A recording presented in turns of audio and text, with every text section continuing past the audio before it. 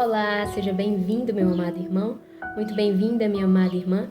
É com muita alegria que hoje, dia 11 de maio, estamos reunidos para meditar o Evangelho que a nossa amada igreja nos propõe. Para isso, iniciemos reunidos em nome de Deus que é Pai, Filho e Espírito Santo. Amém. Vinde, Espírito Santo, enchei os corações dos vossos fiéis e acendei neles o fogo do vosso amor.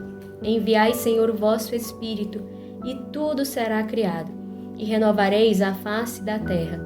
Oremos.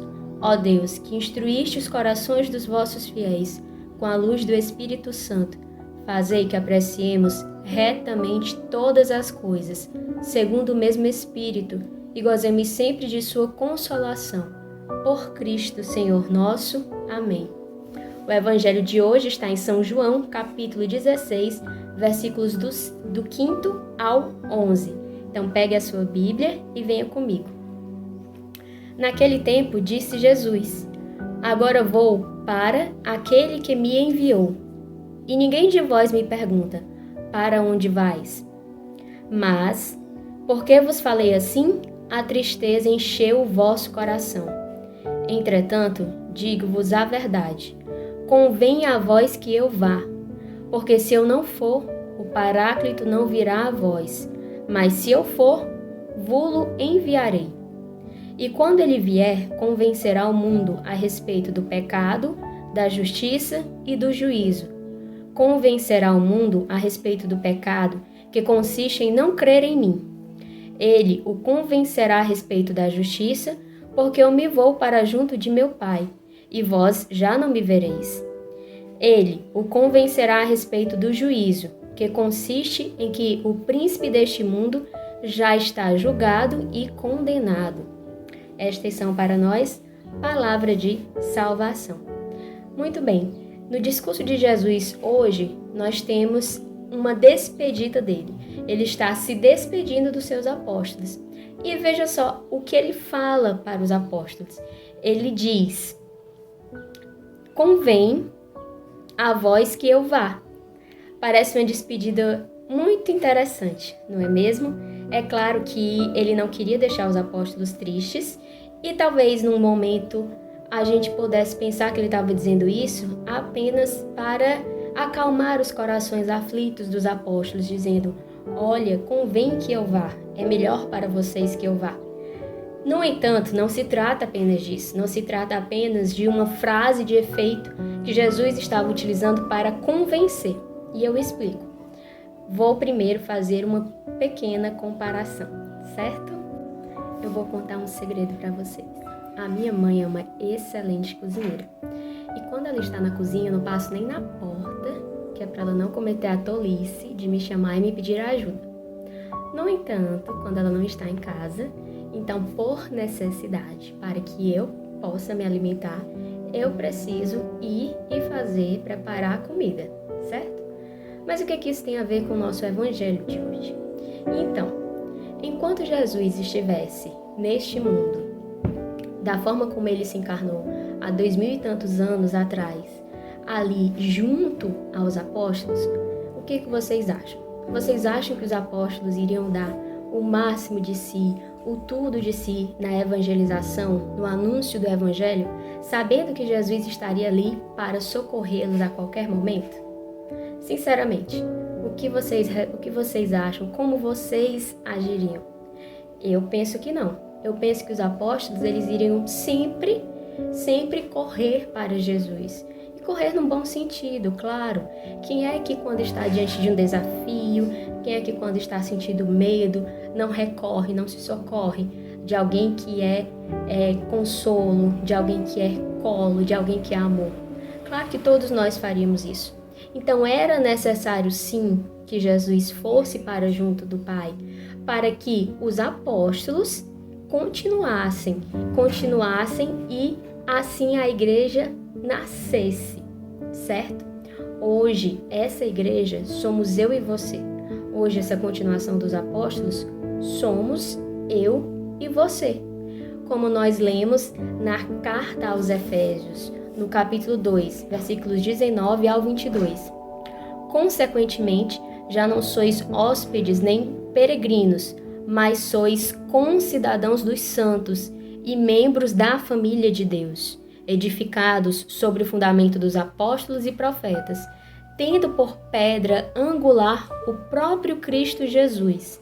É nele que todo edifício, harmonicamente disposto, se levanta, até formar um templo santo no Senhor. É nele que também vós, outros, entrais conjuntamente pelo Espírito, na estrutura do edifício que se torna a habitação de Deus. Veja só, é nele que também vós, outros, entrais conjuntamente pelo Espírito, que aqui está com E maiúsculo, porque é o Espírito Santo, na estrutura do edifício que se torna a habitação de Deus. Cristo é tão misericordioso, é tão bondoso conosco, que foi sim para junto do Pai. E logo, logo nós iremos celebrar a festa da ascensão de Cristo. Mas, logo depois da sua ascensão, ele enviou o Paráclito, ele enviou o Consolador, ele enviou o mesmo Espírito, com E maiúsculo, que o animou, que o moveu a evangelizar. Ele fez isso enviando este Espírito aos apóstolos e também o envia para nós. Veja só, acabei de ler uma carta de São Paulo. Paulo não conheceu Jesus como Pedro, como Tiago ou como João, certo? Paulo não foi um apóstolo de Jesus nesses termos. No entanto, Paulo, movido pelo Espírito Santo, se tornou um grande evangelizador. Um evangelizador tão grande, tão ousado, tão potente, que mesmo da prisão, ele evangelizava. Ele animava as primeiras comunidades cristãs a não desistirem, a prosseguirem, a perseguir a meta, o alvo, que é Cristo. Você já imaginou isso? Paulo tinha todos os motivos para desanimar. Ele estava preso. Ele poderia cruzar os braços e dizer: ora, deixe que os outros evangelizem, deixe que Pedro, deixe que André, deixe que os outros evangelizem, porque eu estou preso. Olha só onde eu fui parar. E isso não o deteve, isso não o parou, porque ele era movido pelo Espírito Santo. Promessa de Jesus para os apóstolos, promessa de Jesus para nós. E nós também podemos olhar e devemos olhar para a história de todos os outros apóstolos. Olhando para a história de Pedro. Pedro, quando estava evangelizando em Roma, com certeza sofreu diversas perseguições. E, no entanto, ele não parou. Isso não o deteve. Isso não o fez olhar para o lado e dizer: eu já dei o meu máximo. Eu já dei o meu melhor. Deixa que os outros agora evangelizem. Eu já estou velho. Já cumpri a minha missão. Não, ele foi até o fim. André, o seu irmão, quando estava evangelizando na Ásia Menor, também não se deteve em desculpas, em justificativas, por mais lícitas que elas fossem, porque aqui nós estamos falando de homens que evangelizaram até a morte, e não uma morte tranquila e pacífica, mas foram mortes violentas. Esses homens foram martirizados e eles evangelizaram, eles gastaram a vida deles até o fim. Agora, nós precisamos olhar também para nós. Será que nós estamos evangelizando até o fim? Será que nós estamos tomando posse do Espírito Santo que animou Cristo, que animou os apóstolos, e estamos dando a nossa vida, indo até o sangue, anunciando Jesus? Meu irmão, minha irmã, se a sua resposta for não, pare de dar desculpas. Pare de dar justificativas. Não olhe para o lado e não diga: mas eu não sou chamada a gravar o Palavra Encarnada. Tudo bem, talvez você não seja mesmo chamado a gravar o Palavra Encarnada, mas você pode sim evangelizar enviando esse Palavra Encarnada para alguém. Vamos fazer esse compromisso? Se comprometa hoje a enviar este Palavra Encarnada para pelo menos uma pessoa. Essa é uma excelente forma de evangelizar.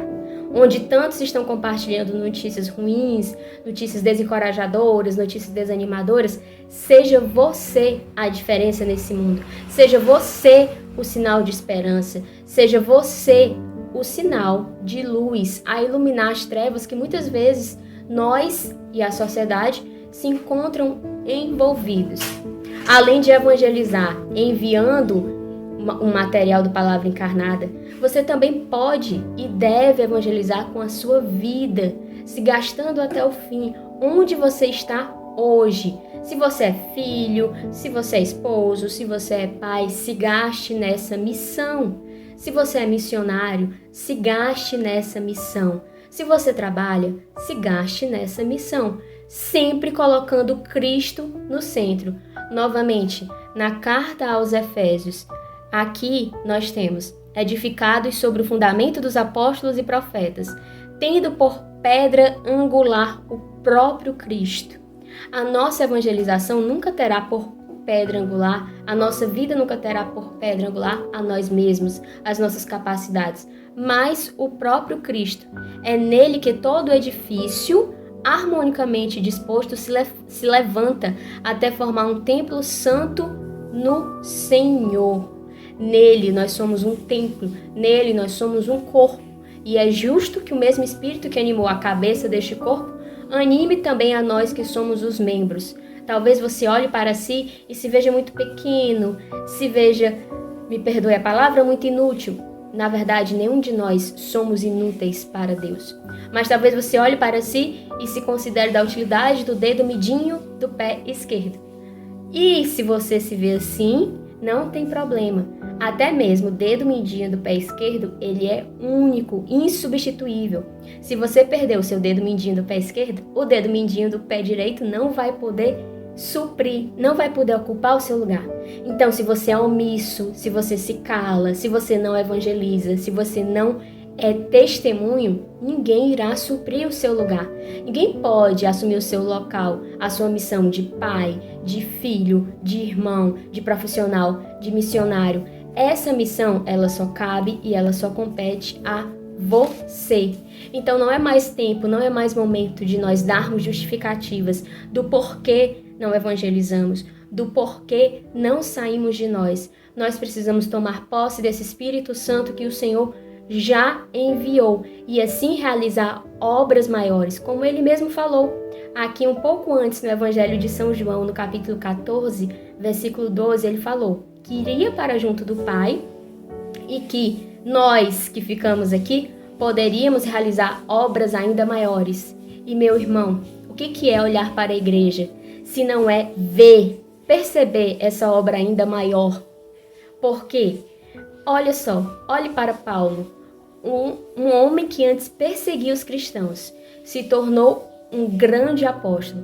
Olhe para Pedro, olhe para Tiago. Eles eram homens como eu e você somos, mas eles não foram omissos.